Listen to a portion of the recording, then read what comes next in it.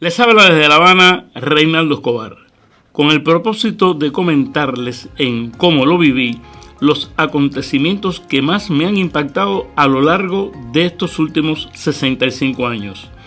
Estas no son mis memorias, aunque sean memorias mías.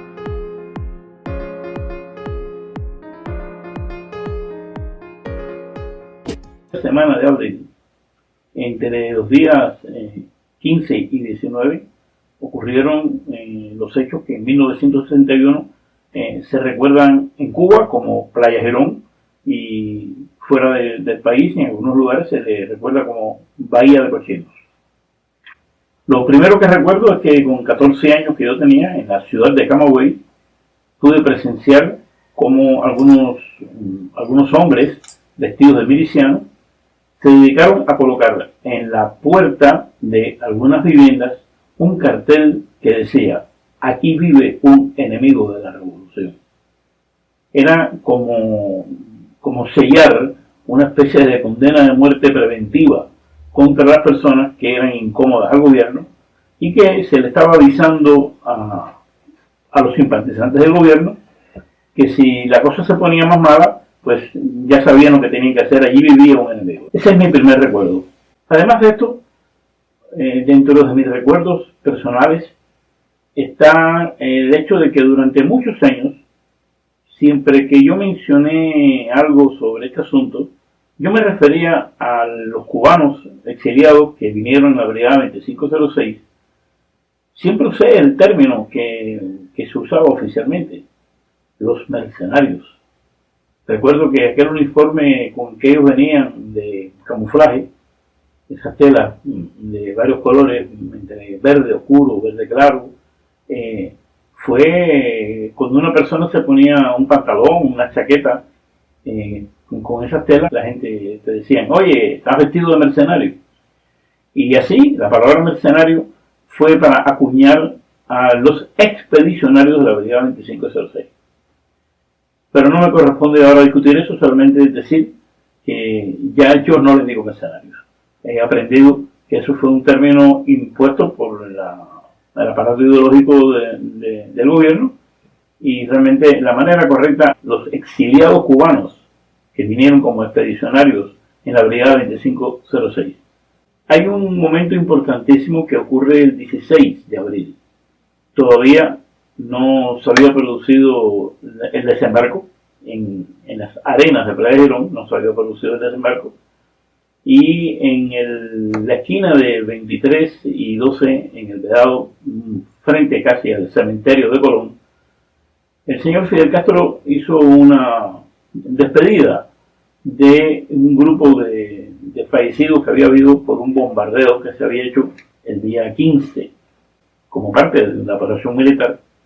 Y esos fallecidos pues fueron enterrados allí con muchos honores, y ese día es recordado como el día que se declaró el carácter socialista de la revolución.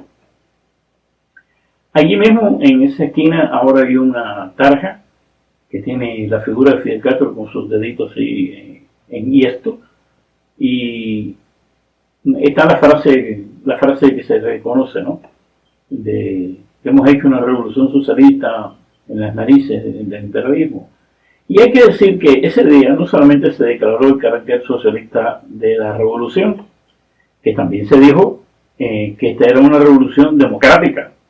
Además de decir socialista, también la dijo democrática. Pero en todos estos años nunca nadie ha dicho que ese día se declaró el carácter democrático de la revolución. Solamente se acuña el carácter socialista. Y esto tiene una enorme importancia histórica y política, porque proclamar un cambio de sistema en un discurso frente a los seguidores armados del que está haciendo la locución, eso realmente no es nada que parezca legal ni democrático, ¿no? Se sobreentiende que un cambio de sistema tendría que ser algo aprobado por un parlamento, discutido en un partido, sometido a referéndum, pero no. En Cuba se introdujo el socialismo en un discurso vehemente que hizo el comandante de de las Fuerzas Armadas, el comandante en jefe, Fidel Castro, frente a un grupo de milicianos armados, que claro está, eran sus soldados, sus milicianos. Y es curioso, al otro día, los periódicos que he podido ver en el Museo de la Revolución, en la Biblioteca Nacional, en algunos lugares, al otro día de eso, nadie dijo se ha declarado el carácter socialista. No, la noticia era otra. La noticia era que se había producido un desembarco, una invasión. Aquellos exiliados cubanos que vinieron como expedicionarios en la Brigada 2506 han sido satanizados de una manera permanente por el aparato ideológico y de propaganda. Todo lo que se habla de eso en los libros de las escuelas, lo que se comenta en los periódicos, todo es constantemente los mercenarios que asalariados del imperio, que venían a recuperar sus propiedades. Después, pasados los años, he tenido la oportunidad de conocer personalmente a algunos de estos cubanos.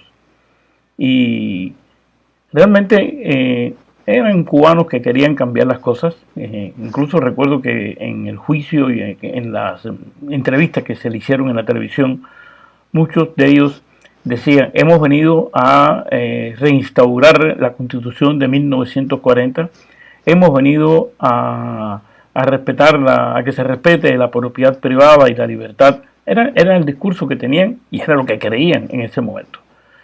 Si esta expedición fue un fracaso militar, desde luego, se le echa la culpa a Kennedy, que no apoyó militarmente, pero esa es otra conversación.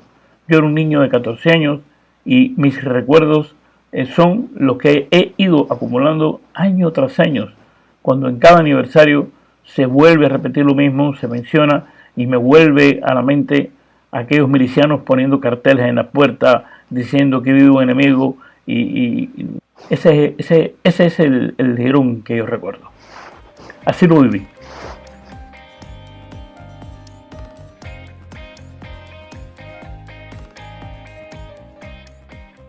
Es una discusión entre historiadores cómo se debe de calificar la importancia de un hecho, pero en lo que casi todos están de acuerdo, de que la importancia de los hechos se colocan en la historia a partir de que haya pasado el tiempo. El tiempo es el que, en definitiva, sirve para medir si algo trascendió o no trascendió. Y digo esto porque el 19 de abril del año 2018, el general Raúl Castro dejó de ser, yo diría, formalmente dejó de ser el presidente del Consejo de Estado, que era así como se llamaba en ese momento, y traspasó el cargo a Miguel Díaz-Canel, el que hasta este momento, actualmente, ocupa ese cargo en la jerarquía política de Cuba. Como que en este espacio no pretendo dictar cátedras de historia, sino simplemente contar cómo he vivido yo algunos de estos acontecimientos que han tenido alguna repercusión en el país. Debo decir que la designación del señor Miguel Díaz-Canel en el cargo de presidente del Consejo de Estado, que así se llamó al principio, después le cambiaron el nombre, ahora se llama presidente de la República de Cuba, otra formalidad. Pues eso a mí me trajo como consecuencia discusiones con muchas personas, porque cada vez que he tenido como periodista que mencionar un acto, un hecho, una ley, algo en lo que este señor ha tenido alguna presencia, pues me he visto obligado a buscar una fórmula para no llamarle presidente, porque cada vez que le digo el presidente, pues salen a protestar personas muy indignadas con todo su derecho, que como yo lo voy a llamar presidente a este hombre que fue puesto a dedo allí por Raúl Castro. Y entonces he decidido que la manera de mencionarlo, mi manera de mencionarlo, es la persona que ocupa el cargo de presidente, Miguel Díaz-Canel, que actualmente ocupa el cargo de presidente de la República, y espero que eso nadie me lo pueda discutir. Quizás alguien quiera que ya, además de decir eso, que yo diga que inapropiadamente ocupa el cargo, pero bueno, esto ya, el periodismo es otra cosa. Pero sí hay algo importante en este acto de toma de posesión, ajeno a las opiniones que se pueda tener sobre su justeza. Y es que, según la ley, el señor Miguel Díaz-Canel tendría que haber ocupado ese cargo porque había sido propuesto por una comisión de candidaturas al Parlamento y entonces el Parlamento votó y bla, bla, bla. Es lo que dice la ley que todo el mundo sabe. Pero cuando Raúl Castro habló en ese acto, desacreditó todo el trabajo de la llamada comisión de candidaturas porque confesó que la designación de Miguel Díaz-Canel para el cargo de presidente del Consejo de Estado había sido una decisión tomada por el partido, especialmente como tal, y lo dijo él, entre él y Machado Ventura.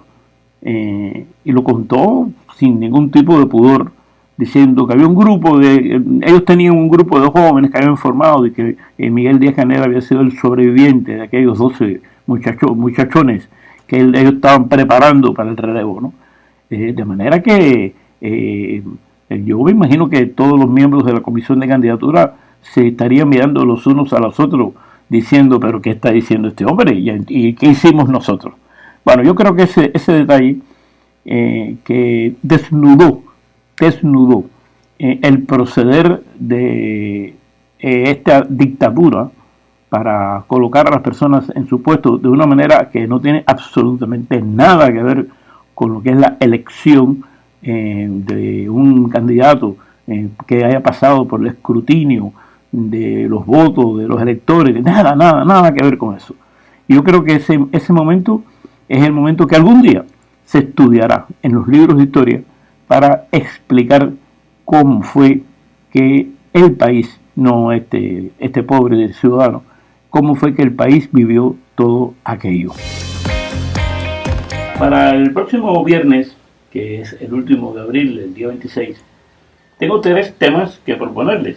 El primer Congreso de Educación y Cultura, el comienzo de la escuela al campo y la decisión del gobierno norteamericano de decretar un embargo total a las mercancías que se exportaban hacia Cuba. Así me despido, esperando encontrarme con ustedes aquí en Como lo Viví cada viernes de este 2024.